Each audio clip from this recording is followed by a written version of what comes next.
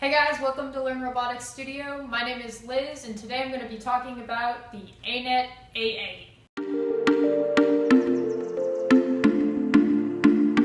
So we've got this Anet A8 here. You probably clicked on this article because you're about to purchase your Anet A8 or some other 3D printer, and this popped up on Google. So thank you for clicking on it. If you're watching on YouTube, thanks for clicking on the video. I hope this helps you out in your search for a 3D printer. If you want the full article, go on my blog. It's learnrobotics.org/blog, and I'm going to link a link to this article in the description below. So my initial thoughts about the Anet A8, it's a great kit if you want to learn about 3D printers, you want to put one together, and you like the low price. So if price is definitely something you're concerned about as you enter in the 3D printing world, this is definitely something you're going to want to check out. Some of the downfalls to this kit is it does take 8 hours to build, roughly. It's fairly easy to assemble, but it does take a long time to get everything put together the way it's supposed to be. And then you can also have some issues with your extruder, with your nozzle, and with your heat bed if they're not properly configured. And unfortunately, this kit does not come with that kind of instructions or that level of detail in the instructions to tell you how to put this together.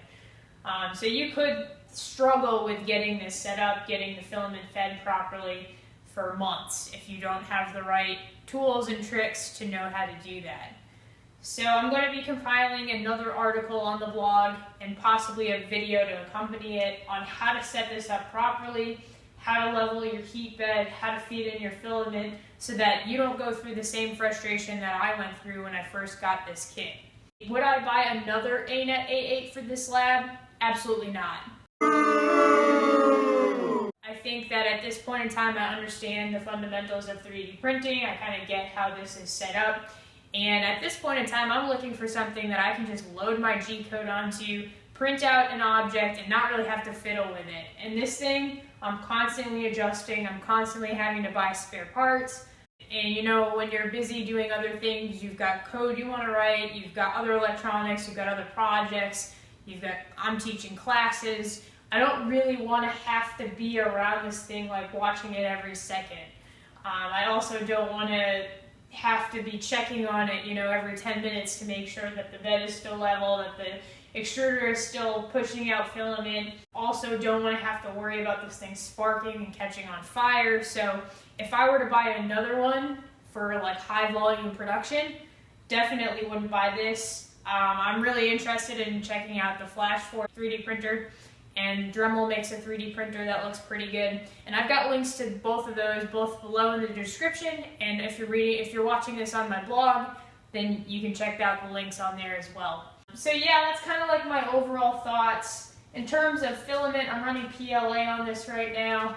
I actually really like this PLA. I would highly recommend checking these guys out. It's Hatchbox. I just have some plain black PLA going through here, but I think it comes in other colors, so you can be creative with it. I mean, I think for what it was worth, I think I spent about $150 on this kit. It was a good learning experience. I'm personally not interested in like modding it out with all kinds of like custom features because I'd much rather spend that money on getting a more reliable printer, maybe something that's a little bit easier to use, a little less hands-on, a little less troubleshooting required. But that's just my personal thought. If you are really interested in being hands-on and doing customizations and printing out parts and making this your own, then this is definitely a good place to start, and it's not that expensive. So while I probably wouldn't buy another one, I'm not really too mad that I did buy this. I think that it was a good learning experience, and as I start to use it more, now that it's all working, I think I will get some good prints out of it, but I probably won't be printing every single day. So if I ever were to want to open up like a 3D Hubs print shop or fulfill 3D print orders for other people or build my own devices and print, you know, hundreds of pieces off of this, definitely wouldn't buy another one. And I would probably seek an alternative 3D printer. So that's my honest feedback about the Anet A8. If you do have any questions or anything specific that you want to ask me before you buy your own Anet A8, kind of anything that I didn't cover in this video, feel free to leave a comment below. Feel free to reach out to me on the blog. If you are on my blog, you can click the little Facebook icon in the bottom right, and you can just send me a direct message, and I'd be more than happy to chat with you about the Anet A8 3D printing, robotics, making, my lab, anything that you may have a question about. I'm more than happy to help you out.